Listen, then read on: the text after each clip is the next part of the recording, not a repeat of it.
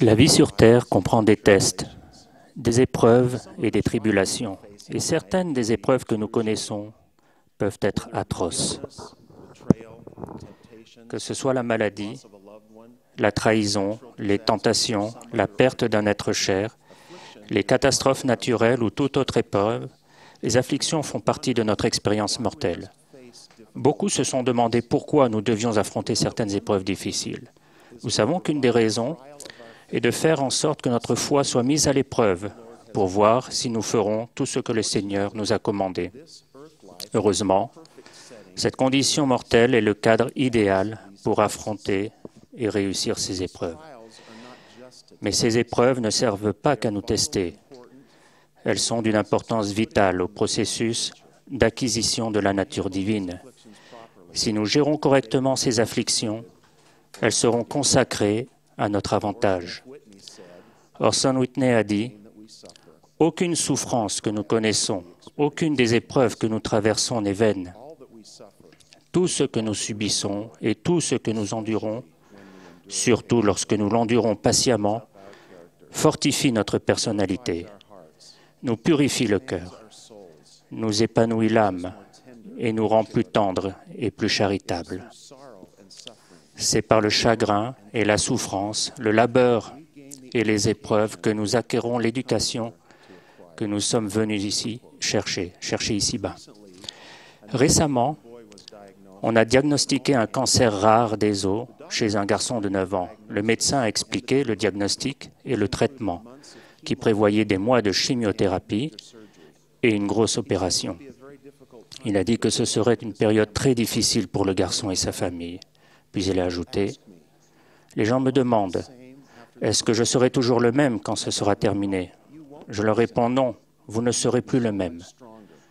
Vous serez bien plus fort.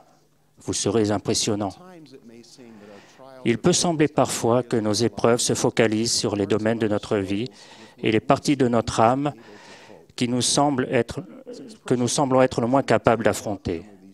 Puisque le développement personnel est le résultat voulu de ces difficultés, il n'est pas surprenant que ces épreuves puissent être très personnelles, presque guidées par un laser, vers nos besoins particuliers ou nos faiblesses. Et personne n'y échappe, surtout pas les saints qui s'efforcent de faire ce qui est juste. Certains saints obéissants demanderont peut-être « Pourquoi moi? J'essaye d'être bien. Pourquoi le Seigneur permet-il que cela se produise ?»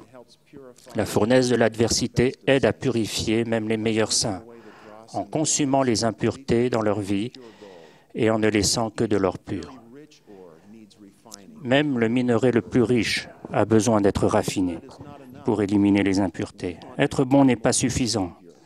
Nous voulons devenir comme le Sauveur, qui a appris en subissant des souffrances, des afflictions et des tentations de toute espèce. La piste pourpre dans le canyon de Logan est une de mes randonnées préférées. La partie principale de la piste serpente le long du sommet de grandes falaises de calcaire et offre de beaux panoramas du canyon et de la vallée en contrebas. Atteindre le sommet des falaises n'est cependant pas simple. La piste grimpe sans arrêt. Et juste avant d'atteindre le sommet, le grimpeur affronte la partie la plus escarpée de la piste. Et les vues du canyon sont cachées par les falaises mêmes. L'effort final en vaut plus que la peine, parce qu'une fois qu'on est au sommet, le panorama est à couper le souffle. La seule façon de le voir est de faire l'ascension. Un processus qui apparaît dans les Écritures et dans la vie montre que, bien des fois, les épreuves les plus sombres et les plus dangereuses précèdent immédiatement des événements remarquables et un développement formidable. C'est après beaucoup de tribulations que viennent les bénédictions. Les enfants d'Israël étaient coincés par la mer Rouge avant qu'elle ne soit divisée. Néphi a bravé le danger, la colère de ses frères et de multiples échecs avant de pouvoir se procurer les plaques d'airain. Joseph Smith fut saisi par une puissance maléfique si forte qu'il semblait qu'il était condamné à une destruction soudaine. Au moment même où il était prêt à sombrer dans le désespoir, il fit de grands efforts pour implorer Dieu. Et, juste à cet instant, il reçut la visite du Père et du Fils. Souvent, les amis de l'Église doivent affronter de l'opposition et des tribulations à l'approche de leur baptême. Les mères savent que les difficultés de l'accouchement précèdent le miracle de la naissance. Maintes et maintes fois, nous voyons de merveilleuses bénédictions succéder à de grandes épreuves. Quand ma grand-mère avait environ 19 ans, elle a contracté une maladie qui l'a rendue très souffrante. Elle a dit plus tard, « Je ne pouvais pas marcher. Mon pied gauche était tout déformé parce que je suis resté alité pendant plusieurs mois. Les os étaient mous comme une éponge, et quand je posais le pied au sol, cela me faisait l'effet d'un choc électrique. C'est pendant qu'elle était alitée et qu'elle souffrait le plus qu'elle a reçu et étudié des brochures de l'Église de Jésus-Christ des Saints des derniers jours. Elle s'est convertie et a plus tard été baptisée. Souvent, une difficulté particulière nous prépare pour quelque chose d'une importance vitale. Quand on est au milieu de ces problèmes, il est pratiquement impossible de voir que les bénédictions à venir sont de loin plus importantes que la souffrance, l'humiliation ou le chagrin que nous pouvons ressentir à ce moment-là. Il est vrai que tout châtiment semble d'abord un sujet de tristesse et non de joie, mais il produit plus tard, pour ceux qui ont été ainsi éprouvés, un fruit paisible de justice. L'apôtre Paul enseigne « Car nos légères afflictions du moment présent produisent pour nous, au-delà de toute mesure, un poids éternel de gloire. » Il est intéressant de voir que Paul utilise le terme « légères afflictions ». Cette expression est utilisée par quelqu'un qui a été battu, lapidé, naufragé, emprisonné et qui a connu beaucoup d'autres épreuves. Je doute que beaucoup d'entre nous qualifieraient leurs afflictions de légères. Pourtant, comparé aux bénédictions et à l'épanouissement que nous finissons par recevoir tant dans cette vie et dans l'éternité, nos afflictions sont vraiment légères. Nous ne cherchons ni les épreuves, ni les tribulations. Notre voyage personnel dans la vie nous fournira juste la bonne quantité qu'il faut pour nos besoins.